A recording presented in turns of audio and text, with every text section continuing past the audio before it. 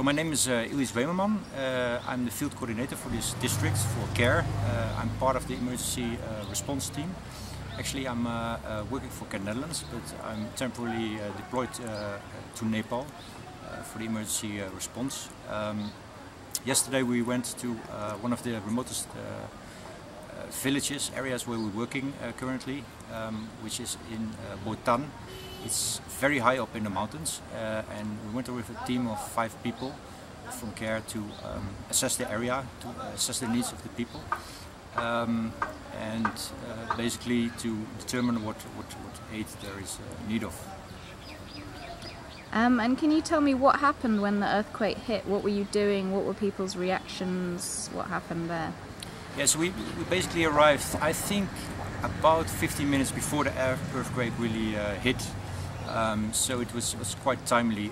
We were sitting somewhere talking to some community leaders, talking to the police, try to get some data of the number of households and the needs in the area. And just suddenly, out of the blue, the ground started trembling enormously. Rocks started falling. People started screaming, running around. We also got up. We didn't initially know where to go to actually. There was some staff, they grabbed me by my arms. They were really afraid, they didn't know where to go to. I actually didn't also know where to go to. Very confused. The first couple of seconds were extremely confusing. I've never experienced something in my entire life like this. So there was a lot of rocks coming down from the mountain. Again, we were really high up in the hills.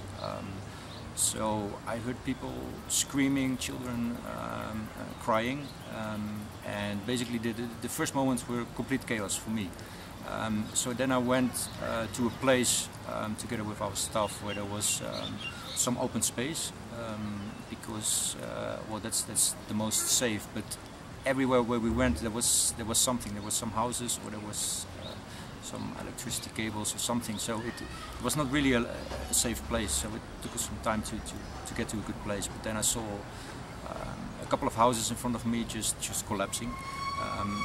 This particular village was already severely hit by the previous earthquake, but there were still a couple of houses standing.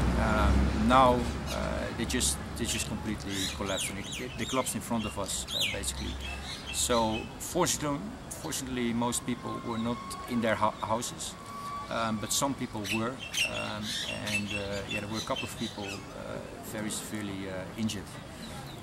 Immediately, the military people who were present there started looking for people, started to account people, and people basically gathered in one open space in the village, and waited there because there were a lot of aftershocks, and they were quite strong actually. So it was just very frightening. We didn't know when it was about to stop. People didn't know where to go to, what to do. We didn't know what to do either. We just waited. Yeah, and then still the ground was trembling, and there, well, it's impossible to describe it. I mean, it's so scary if there is just not one single place which is actually safe, where we actually can go to. Yeah, it was a very impressive moment, I think, yeah. And then now, after this second earthquake in an area that was already badly hit, what do you think the main needs of the people are going forward? What's the biggest problems and challenges? So there's basically 2 things. I mean, let's face it. There's need of everything at this moment, and particularly these villages high up in the mountains. They're so extremely remote. They're not easily accessible. Whatever support they can get, they need to get. There's 2 things in particular that need attention. That's one is shelter. People are now sleeping outside. They hardly have anything to cover themselves with. They need blankets. They need any kind of shelter, tarpaulins, whatever support they need on that. That's what people speak out to. They say, please help us with that. Second thing is hygiene at the moment. It's extremely dirty in these villages, and there is a definite risk of diseases spreading. So I do think, and we discussed it with community leaders as well, that this needs urgent attention in order to prevent any outbreak of diseases. Other than that, there is some food available now in the villages, but in the long run, especially because the monsoon is approaching now very soon, people are afraid that the roads will not be accessible within a couple of weeks, so they need to stockpile.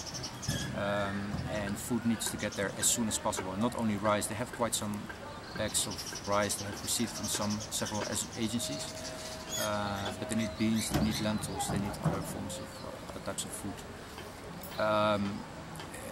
In addition to that, water, they have access to some water, but I heard also when I was there that some systems broke down, so there's also repair needed in that area. And so what is CARE going to be doing to try and help people now in this area and going forward in the response? CARE is mostly going to target these most vulnerable people high up in the mountains, in the remotest areas of this district, and basically with food security, with shelter and wash. We try to get as soon as possible hygiene kits to these villages, but also shelter material, because these are the urgent needs at the moment. In addition to that, CARE will also work in food security. We're going to provide beans, lentils, but also rice in this first phase to these villages, and in a later stage we're going to scale up and think about other forms of support in food security.